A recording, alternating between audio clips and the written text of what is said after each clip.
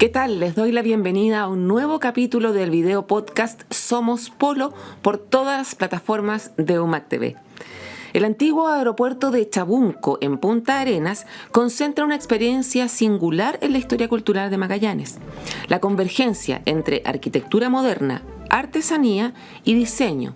Todo esto impulsado por el Centro de Experimentación y Desarrollo Artesanal, más conocido por su sigla CEDA. A partir de esta intervención, el edificio se transformó en un espacio que incorporó identidad local, hoy rescatado y documentado en una investigación financiada por el Fondart Regional. ¿Con quién vamos a hablar en este capítulo acerca de este tema patrimonial tan relevante para las personas que habitamos esta región? Con Pilar Fernández, que es arquitecta y académica de la carrera de arquitectura de la Universidad de Magallanes. Ella es coautora del libro Confluencias, el Aeropuerto Chabunco y el Instituto de la Patagonia, Arquitectura, Artesanía y Diseño en Magallanes, resultado de más de una década de investigación junto al arquitecto Boris Switanich Díaz. Ambos son académicos e investigadores de la universidad. Su trabajo se ha enfocado en el registro, análisis y puesta en valor del legado del CEDA y su impacto en la configuración de una identidad arquitectónica y cultural en la región austral. Este libro del que estamos hablando ya salió del horno hace muy poquito. Confluencias, no confluencias. Y estamos muy contentos de poder tener a Pilar aquí y tener también un ejemplar de este libro para poder conversar con la ciudadanía, contarles cómo ha sido este trabajo. Muchas gracias por aceptar la invitación, Pilar. No, Paula, gracias a ti. Hola, ¿cómo estás? Bien. Quiero preguntarte primero, ¿qué fue lo que primero llamó la atención de ustedes, de Boris y de ti, para iniciar este trabajo de investigación y de divulgación que ya se acerca a una década, según lo que pude entender? Sí, efectivamente, ha sido un proceso largo, intenso, a veces con ciertas pausas, con ciertos imprevistos, si se quiere, como todo proceso de largo aliento, pero diría que la primera aproximación que tuvimos a este tema fue más o menos por ahí, por el 2010, a través de una tesis de pregrado, en la que quien habla era estudiante y Boris Switanich en ese momento ejercía como profesor guía, y que proponía de alguna manera generar un edificio para albergar las instalaciones de una escuela de artes y oficios en Magallanes, y tomando como referencia la experiencia que había tenido el Instituto de la Patagonia y la desaparecida Escuela de Artesanía y Diseño Artesanal que había existido hasta más o menos el año 83-85, que es el momento en donde el instituto deja de ser una institución autónoma y se une a la Universidad de Magallanes. Eso como primera aproximación en un contexto más bien de un ejercicio académico. Esa es como el primer acercamiento al tema, que evidentemente después, una vez ambos siendo académicos del Departamento de Arquitectura, más bien por ahí por el 2015, ya empezamos a darle más forma, pensando esto en una investigación científica, y acercarnos a las instituciones y a las personas que nos colaboraron efectivamente durante todo este tiempo para poder finalmente concretar y consolidar quizá todo este proceso en el libro que tienes ahí. Y cuando hiciste tu tesis, entonces, ¿por qué escogiste ese tema? ¿Te llamaba la atención el aeropuerto? ¿Te llamaba la atención el CEDA? Sí, particularmente el tema de las artes y los oficios aquí en Magallanes, porque me parecía que no había un lugar en donde se pudiera quizás desarrollar una instrucción más formal de artesanos y artesanas, y además que pudieran trabajar como con un sello regional, que fue justamente lo que propició la Escuela de Artesanía del Instituto de la Patagonia. Entonces eso fue quizás un interés más personal que se llevó a un proyecto de arquitectura en el contexto del pregrado, de una tesis, de un proyecto de titulación, y que después, claro, accediendo a fuentes y archivos como más bien inéditos, pudo avanzar más bien en lo que respecta ya más a una investigación en cuerpo y forma, digamos. Ya. No había ni hay todavía una escuela de artes y oficios en Magallanes. Esa fue una pérdida importante. Sí. Y tú hablas acerca del proceso de recuperación de archivos, ¿cierto? El libro incluye, de hecho, un acucioso registro fotográfico de obras realizadas entre 1971 y 1973. Fue muy difícil reconstruir ese archivo, considerando que además tuvieron que recurrir a fotografías y registros de personas particulares. Sí, fue complejo. Porque el acercamiento quizás un poco más sencillo es con las instituciones, digamos. Nosotros tenemos la suerte de que el Departamento de Arquitectura está ubicado en el campus del Instituto de la Patagonia propiamente tal. Entonces el acceso a archivos inéditos de la fundación del Instituto de la Patagonia, de la creación de la Escuela de Artesanía, de los objetivos de esa Escuela de Artesanía y su funcionamiento, claro que propiciaron que esto pudiera seguir avanzando, y al mismo tiempo la relación con otras entidades y con otros órganos del Estado que están involucrados en esto, por ejemplo, la Dirección General de Aeronáutica Civil, la colaboración de Dirección de Aeropuertos del Ministerio de Obras Públicas, que también nos entregaron o nos dieron acceso en realidad a planimetría de archivo, que permitió también comprender mejor el edificio y su evolución en el tiempo, que estaba asociado también con esta idea de la artesanía y los proyectos de decoración y de alojamiento. Entonces, bueno, esos acercamientos a las instituciones fueron un poco más sencillos, si bien fueron extendidos en el tiempo, son a veces relevantes para este tipo de investigaciones. Lo que quizás costó un poco más de repente fue, y más bien por una brecha temporal también, es tener contacto con las personas que participaron de este proyecto de Escuela de Artesanía, pensando en que la Escuela de Artesanía se disuelve aproximadamente en el año 83, bueno, entre el 83 y el 85. Hay personas que dejaron la región, por lo tanto también es difícil establecer ese contacto, pero así y todo, y pese a esas dificultades, logramos establecer y generar distintas entrevistas de manera de poder tener testimonios y también acceso a objetos y a piezas artesanales que están en los recuerdos y en las memorias personales de muchas familias. Entonces, si bien fue difícil, me parece que así y todo logramos reconstruir varios episodios que fueron importantes y también tener acceso a piezas y objetos que son o que no estaban registrados, digamos, a la fecha. Genial. Pilar, ¿y en este proceso de investigación pudiste sentir cómo era la emocionalidad que unía a las personas que te entregaron información con específicamente el aeropuerto o con el SEDA? Es parte de la memoria histórica de las personas que habitamos esta región hace varias décadas.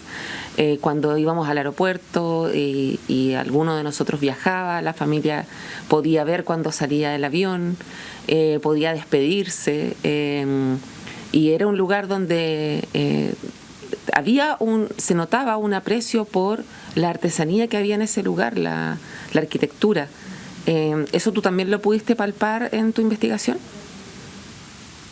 De hecho, eso que tú acabas de relatar y que acabas de describir como experiencia de despedida en el aeropuerto, como experiencia en los tiempos de espera, son ampliamente recordados por la gente. Eso está en el imaginario colectivo. Es una cuestión que, si bien hay una cuestión generacional de por medio, y que nos parece que nosotros como académicos tenemos la labor de difundir esto en las generaciones más jóvenes para que lo conozcan.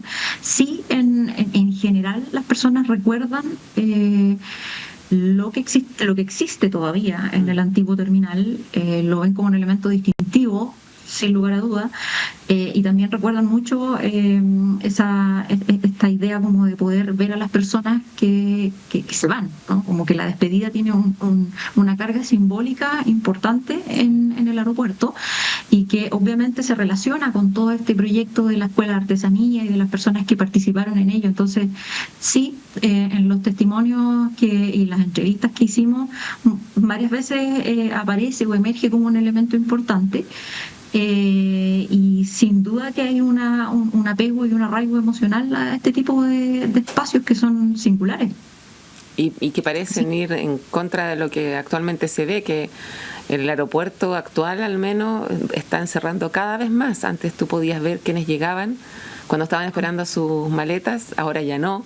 Antes podías despedirte de los que estaban haciendo la fila para entrar en la puerta, ahora ya no. Hay, claro, factores emocionales no contemplados. Quería preguntarte por la singularidad del SEDA, porque este centro funcionó, como decías tú, entre 1969 y aproximadamente 1985. ¿Cómo logró esta institución fusionar artesanía, diseño y arquitectura en un entorno tan extremo? Yo creo que son varias cosas. Por lo que pudimos reflexionar, digamos, a medida que fuimos haciendo esta investigación, bueno, uno de los elementos distintivos es que la Escuela de Artesanía y Diseño Artesanal, que en el año 73 cambia de denominación a Centro de Experimentación y Desarrollo Artesanal SEDA, nace al alero del Instituto de la Patagonia como un centro de estudios regionales.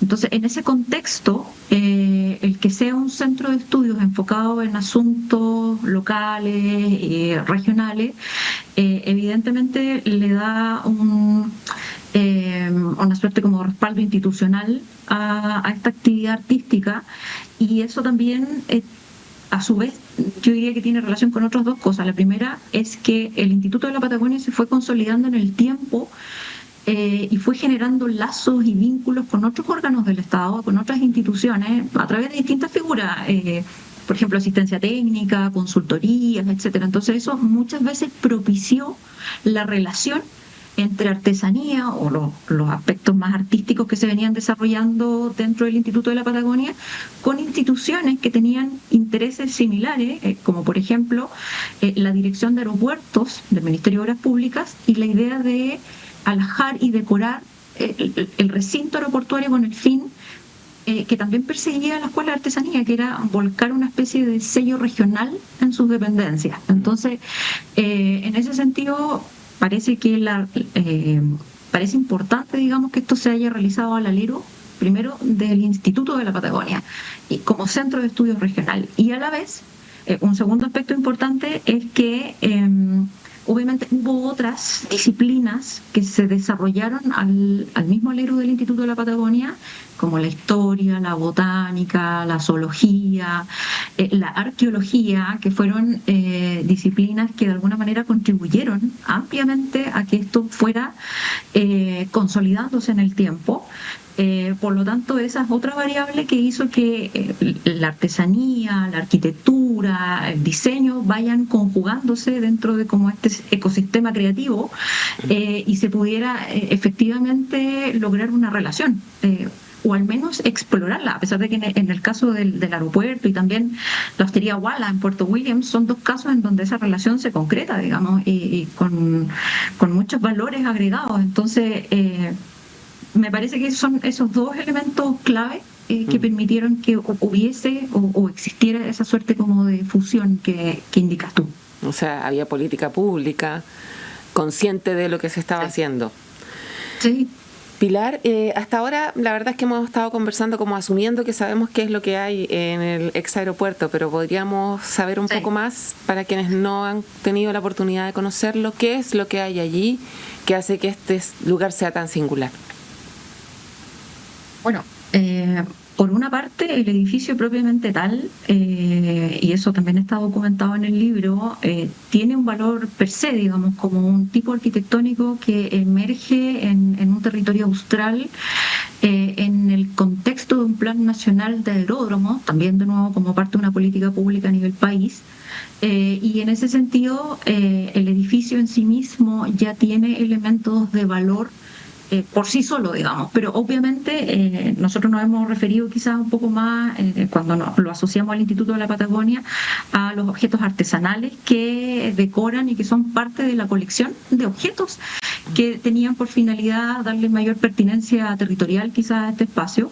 Y en ese sentido, bueno, hay revestimientos interiores que en la mayoría son azulejos y también azulejos cerámicos, y también hay revestimientos en madera regional.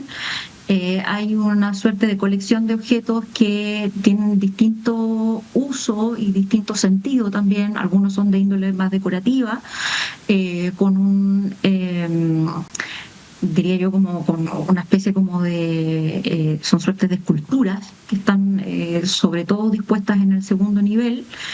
Hay un mural también que es bastante protagónico en el segundo nivel, un mural alfarero que también tiene mucha sintonía con estos hallazgos rupestres y arqueológicos que se venían haciendo en la época.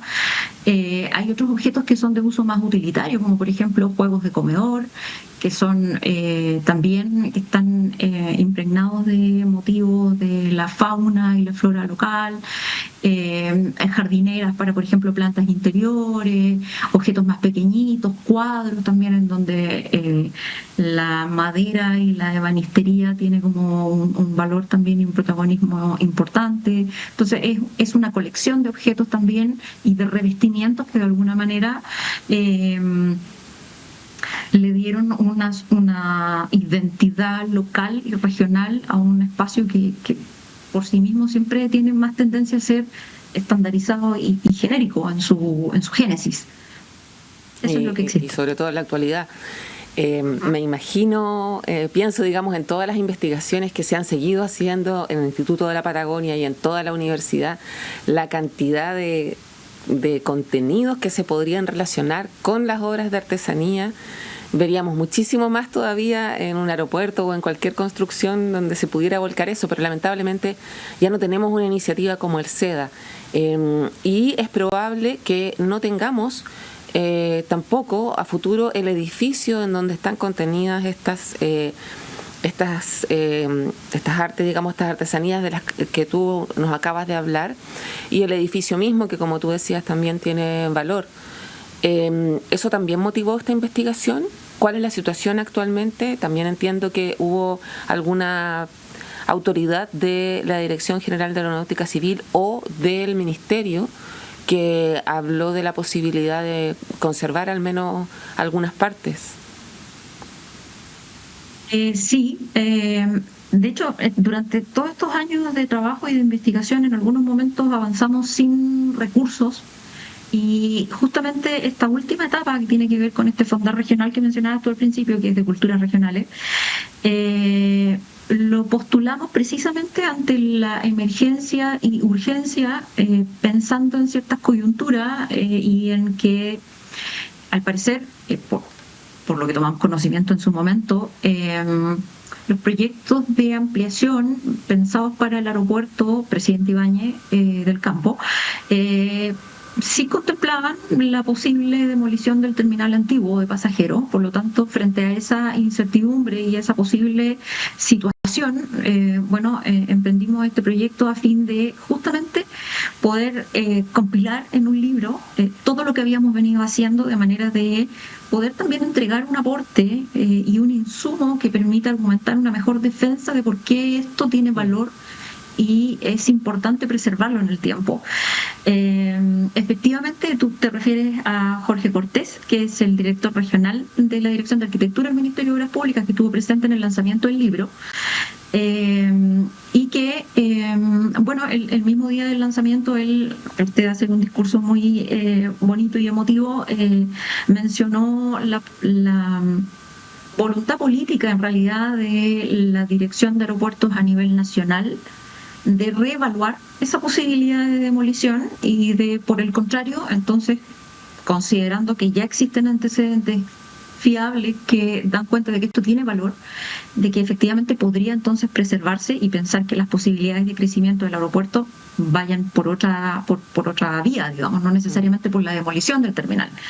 Entonces, también, claro, esta idea del libro emerge frente a esa situación más coyuntural, porque también es cierto que estos proyectos y estas iniciativas cambian a veces dependiendo de las administraciones de turno. Por lo tanto, consideramos que parte de este libro, o objetivo de este libro en realidad, es poder aportar esa información, digamos, para poder tomar para tener quizás una participación en esto, digamos, en esto de tomar las decisiones de qué podría pasar eventualmente con este lugar y poder aportar y colaborar con la información que nosotros tenemos para que se repiense y se reevalúe. De hecho, la universidad, con varias investigaciones que ha realizado, finalmente termina aportando información que, si los tomadores de decisiones tienen a bien considerarla, pueden mejorar bastante este ejercicio del poder, digamos, que impacta en lo público.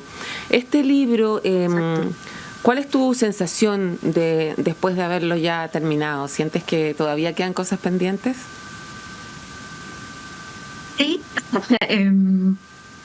sí, porque siempre hay hebras de las cuales uno podría tirar, ¿no? Dicho de manera coloquial, pero que es muy cierto, porque efectivamente siempre pueden haber elementos en los que uno puede seguir profundizando. Nosotros hemos logrado tener una especie como de acervo digital con toda la fotografía y el registro audiovisual que se hizo de esto, y aprovecho de volver a agradecer a la Dirección de Comunicaciones y a los profesionales que nos ayudaron a hacer este trabajo, porque además del libro hay 2 registros audiovisuales que se transmiten por UMAC TV que también pretenden poner en valor esto, pero lo que a mí me parece, digamos, es que hemos logrado tener bastante información y recopilar desde el punto de vista del registro fotográfico muchos objetos y piezas con los cuales uno también podría seguir trabajando, digamos. Boris, por su parte, también ha estado indagando y profundizando en lo que tiene que ver con la arquitectura aeroportuaria y particularmente con el caso de Magallanes, pero a mí me parece que también en el ámbito de los objetos uno podría seguir explorando algunas otras iniciativas, porque, por ejemplo, el Instituto de la Patagonia tiene en uno de sus depósitos tiene objetos que nosotros también fotografiamos, inclusive algunos inconclusos, y que pareciera que son más bien prototipos de algo que finalmente se hizo, pero que ayudan, por ejemplo, a extraer otro tipo de información, como por ejemplo los materiales que se usaron, los moldes que se usaron, los pigmentos que se usaron, la técnica empleada. O sea, uno podría seguir indagando en ello, por ejemplo.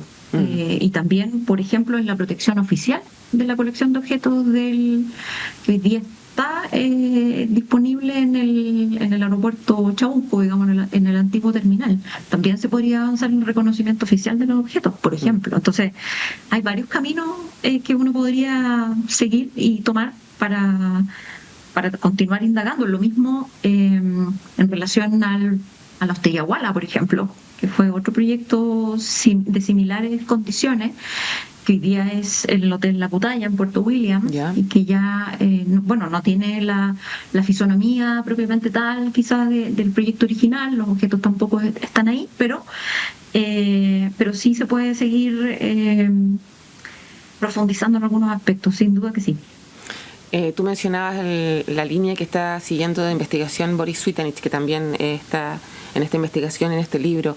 El vaso comunicante parece ser igualmente el valor de la descentralización, que efectivamente eso es lo que uno puede leer cuando accede a la investigación acerca de estos aeropuertos de zonas extremas que a su vez intentaron, y este es un buen ejemplo, ¿cierto?, lo que estamos conversando hoy, que reflejaran la identidad cultural del lugar en donde estaban.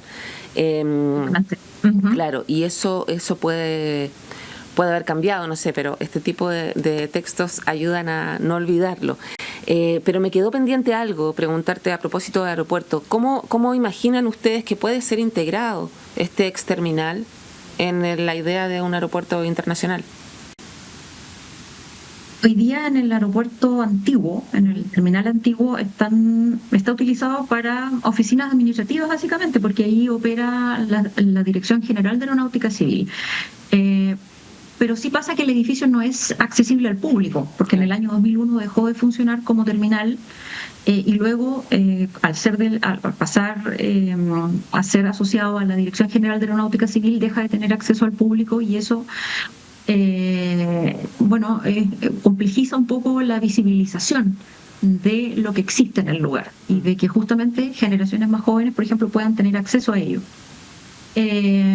Por lo tanto, nos parece que sería formidable poder considerar un proyecto en que se rehabilite o se reacondicione tal vez esa infraestructura disponible. Pero no unirlo con el resto del aeropuerto. Puede ser, o sea, hay distintas maneras de abordar una rehabilitación, por lo tanto sí podría ser. Y también creo yo que es importante que haya consenso en que haya un reconocimiento más oficial también. Pero al margen de ese reconocimiento hay distintas vías por las cuales se podría integrar y preservar. Inclusive los objetos también pueden ser transferibles a otra, puede ser a las nuevas dependencias del aeropuerto. Hay aeropuertos a lo largo del mundo que tienen exhibiciones que son permanentes de objetos y de elementos que son ampliamente distintivos de la cultura local. Los aeropuertos tienen en sí mismos un carácter turístico, por lo tanto esta intervención que hizo el SEDA fue estratégica, fue inteligente, por lo tanto me parece que es una buena referencia para tomarla en consideración respecto de lo que se puede hacer a futuro. Así que me parece a mí que no hay una única vía de salvataje, si se quiere, se pueden explorar distintos caminos, pero lo importante es que haya voluntad política de que eso ocurra. Que me parece que es clave.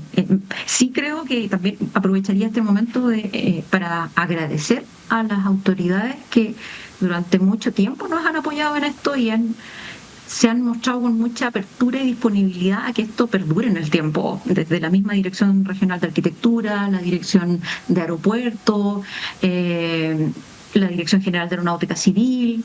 Entonces, pareciera que hay voluntad y que uno esperaría que, independiente de que haya un cambio de administración, esa voluntad permanezca en el tiempo.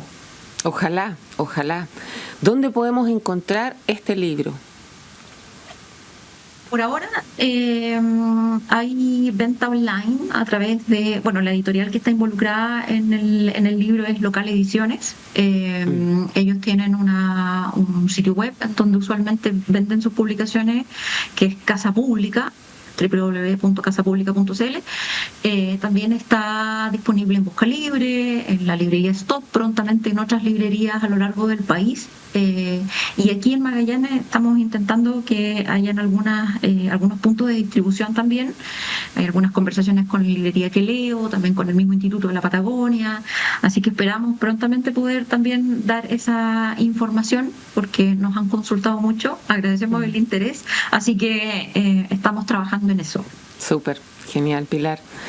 Bueno, te agradecemos mucho el espacio que has hecho en tu agenda para poder conversar con nosotros acerca de este tema y bueno, esperemos que se pueda lograr el objetivo de salvaguardar ese patrimonio y ojalá integrarlo a nuestra vida actual, valorando lo que hemos sido, no solamente lo que queremos ser, ¿cierto? Exactamente. Gracias, Paula, a ti por la invitación. Gracias. Bueno, que estés muy bien, Pilar. Igual. Chao. Chao. Bien. Pilar Fernández fue estudiante de la Escuela de Arquitectura de la Universidad de Magallanes, luego académica, investigadora, siempre buscando nuevas aristas para dar a conocer lo que no solamente nos alberga, sino que también nos identifica en esta carrera y en esta profesión que además está ayudando a otros a seguir. Nosotros desde aquí, desde la Dirección de Comunicaciones de la Universidad de Magallanes, les agradecemos también su atención y les contamos que, como decía Pilar, también participamos de este proyecto Fondart a través del trabajo de un colega, Gastón Peralta, que elaboró 2 reportajes acerca del ex terminal aeroportuario de Punta Arenas. Están, por supuesto, como todo el material que se genera en este canal, disponibles en la plataforma de YouTube, donde pueden encontrar a UMAG TV a través de Radio TV UMAG. Y también les queremos invitar a revisar las páginas de nuestra Gaceta Digital Polo, que es la base sobre la cual nosotros después generamos estas entrevistas en el video podcast y también el material que está en nuestro perfil de Instagram. En Gaceta Polo van a poder encontrar diferentes noticias relacionadas con diversas disciplinas científicas, algunas también artísticas, que hablan acerca del territorio, de lo que fue, de cómo está actualmente y de qué dice eso respecto del futuro que tendremos por delante en Magallanes. Les agradecemos nuevamente su sintonía y nos vemos hasta la próxima semana. Que estén muy bien.